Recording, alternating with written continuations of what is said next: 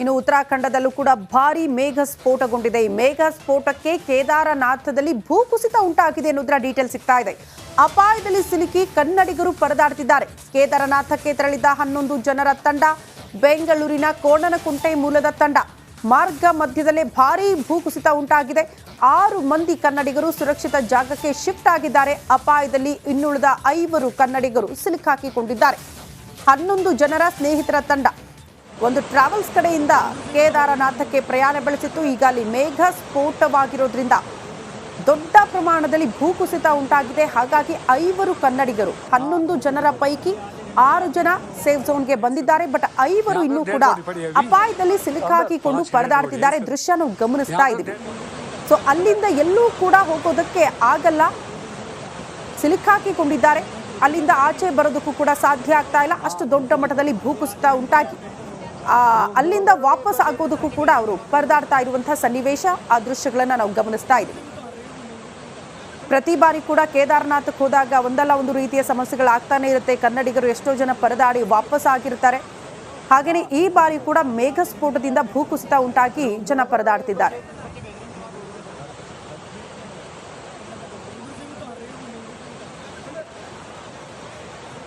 ಸದ್ಯ ಕೇದಾರನಾಥದಲ್ಲಿ ಸಿಲುಕಾಕಿಕೊಂಡಿರುವ ನಮ್ಮ ಕನ್ನಡಿಗರ ಪೈಕಿ ಗುಪ್ತಾ ಅನ್ನೋರು ನೇರ ಸಂಪರ್ಕದಲ್ಲಿ ಜಾಯಿನ್ ಆಗ್ತಿದ್ದಾರೆ. ಗುಪ್ತಾ ಅವರೇ ನಮಸ್ತೆ. ಸದ್ಯ ಅಲ್ಲಿನ ಪರಿಸ್ಥಿತಿ ಒಟ್ಟಿಗೆ ಎಲ್ಲರೂ ಕೂಡ ಜಾಯಿನ್ ಆಗ್ತಿದ್ದಾರೆ. ಅಲ್ಲಿನ ಪರಿಸ್ಥಿತಿ ಹೇಗಿದ್ದೀರಿ? ಎಷ್ಟು ಡೇಂಜರ್ ಝೋನ್ ಅಲ್ಲಿ ಇದ್ದೀರಿ ಅಂತ?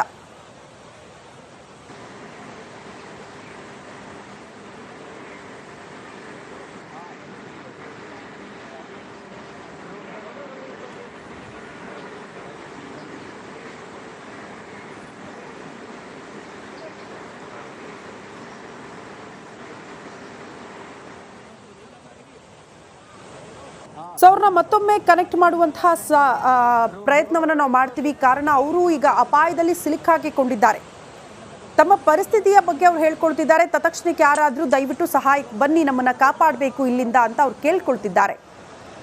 ಕೇದಾರನಾಥ ಆ ಕಡೆ ಹೋಗುವ ಸಂದರ್ಭದಲ್ಲಿ ಮೇಘ ಸ್ಫೋಟವಾಗಿ ಭೂಕುಸಿತ ಉಂಟಾಗಿರೋದ್ರಿಂದ ಅವರು ನಡು ರಸ್ತೆಯಲ್ಲೇ ಸಿಲುಕಾಕಿಕೊಂಡು ಒದ್ದಾಡ್ತಾ ಇರೋದು. ಆ ಕಡೆ ಹೋಗಕ್ಕಾಗ್ತಿಲ್ಲ, ಈ ಕಡೆ ಬರಕ್ಕಾಗ್ತಾ ಇಲ್ಲ ಅನ್ನುವಂತಹ ಪರಿಸ್ಥಿತಿ. ಅಂತ ಕೋಣನಕುಂಟೆ ಕ್ರಾಸ್ ಇಂದ ಮಾತಾಡ್ತಿರೋದು. ನಾವು ಇಲ್ಲಿ ಕೇದಾರನಾಥ ದರ್ಶನ ಮಾಡಕ್ಕೆ ಹೋಗ್ತಿರ್ಬೇಕಾದ್ರೆ ಆನ್ ದಿ ವೇ ಟ್ರೆಕ್ಕಿಂಗ್ ಮಾಡ್ಬೇಕಾದ್ರೆ ಮಧ್ಯದಲ್ಲಿ ಒಂದು ದೊಡ್ಡ ಲ್ಯಾಂಡ್ ಸ್ಲೈಡ್ ಆಯ್ತು.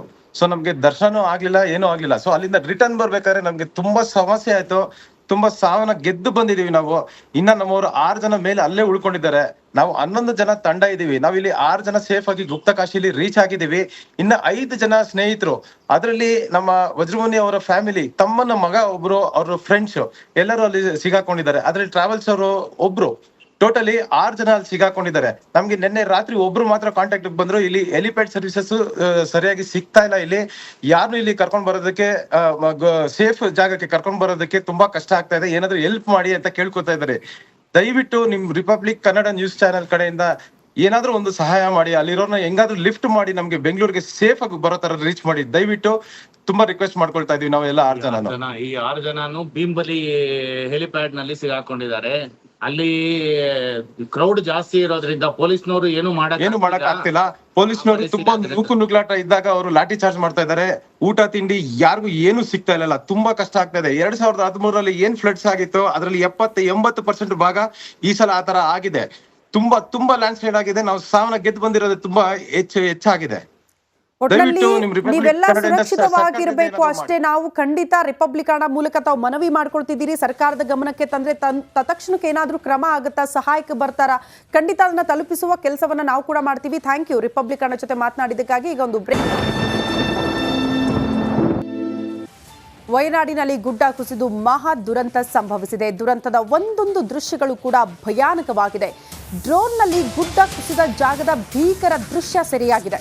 ಮೊದಲು ಭೂಕುಸಿತ ಆರಂಭವಾದ ಸ್ಥಳದ ದೃಶ್ಯ ಸೆರೆಯಾಗಿದೆ. ಬೆಟ್ಟದ ಮೇಲಿಂದ ಆರಂಭವಾಗಿದ್ದ ಭೂಕುಸಿತ ಬೆಟ್ಟದ ಸಾಲುಗಳಿಂದ ಹರಿತಾ ಇದೆ. ದೊಡ್ಡ ಪ್ರಮಾಣದಲ್ಲಿ ನೀರು.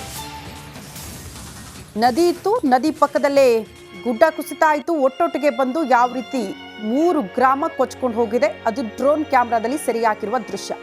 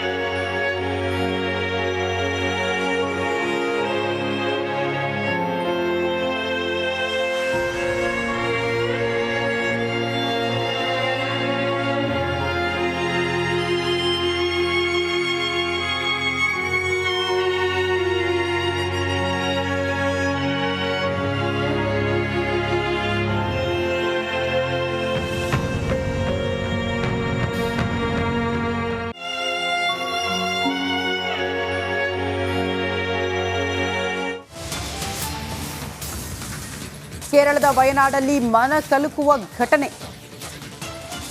ಗುಡ್ಡ ಕುಸಿತದಲ್ಲಿ ಸಿಲುಕಾಕಿಕೊಂಡು ಟ್ರೈಬಲ್ಸ್ ಪರದಾಡ್ತಿದ್ದಾರೆ ಎನ್ನುವುದರ ಡೀಟೇಲ್ ಸಿಗ್ತಾ ಇದೆ. 3 ದಿನದಿಂದ ಅಪಾಯದಲ್ಲಿ ಸಿಲುಕಿ ಪರದಾಟ. ಹರಸಾಹಸದ ಬಳಿಕ ಘಟನಾ ಸ್ಥಳಕ್ಕೆ ರಕ್ಷಣಾ ತಂಡ ಸದ್ಯ ತೆರಳಿದೆ. ರಕ್ಷಣಾ ತಂಡವನ್ನ ಹತ್ತಿರ ಬಿಡಿಸ್ಕೊಳ್ತಾ ಇಲ್ಲ ಅಂತೆ ಬುಡಕಟ್ಟು ಜನಾಂಗ. ಆದಿವಾಸಿಗಳನ್ನ ವಿಶ್ವಾಸಕ್ಕೆ ತೆಗೆದುಕೊಳ್ಳುವುದಕ್ಕೆ ಹರಸಾಹಸ ಪಡ್ತಿದ್ದಾರೆ ಸಿಬ್ಬಂದಿ. ಬಳಿಕ ಮಗುವನ್ನ ತಬ್ಬಿಕೊಂಡು ನಿಮ್ಮವರು ಅಂತ ಸೂಚನೆ ಕೊಟ್ಟರು. ಕೊನೆಗೆ ವಿಶ್ವಾಸ ಸಾಧಿಸಿ ಬುಡಕಟ್ಟು ಜನರ ರಕ್ಷಣೆ ಕೂಡ ಸಿಬ್ಬಂದಿ ಮಾಡುವಲ್ಲಿ ಯಶಸ್ವಿಯಾಗಿದ್ದಾರೆ ಎನ್ನುವುದರ ಡೀಟೇಲ್ ಸಿಗ್ತಾ ಇದೆ.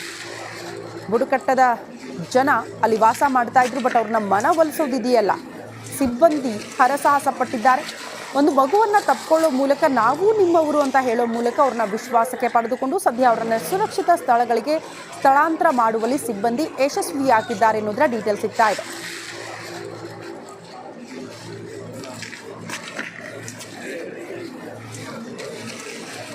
ಪಾದಯಾತ್ರೆಯನ್ನ ನಡೆಸಲಿಕ್ಕಿದ್ದಾರೆ. ರಾಜ್ಯದಲ್ಲಿ ಅಸಮರ್ಥ ಸರ್ಕಾರ ಇದೆ ಅಂತ ಆರೋಪಿಸಿ ಕೂಡಲೇ ಸಿದ್ದರಾಮಯ್ಯ ರಾಜೀನಾಮೆ ನೀಡಬೇಕು ಅಂತ ಒತ್ತಾಯಿಸಿ ದಂಡಯಾತ್ರೆಗೆ ಸಜ್ಜಾಗಿದ್ದಾರೆ.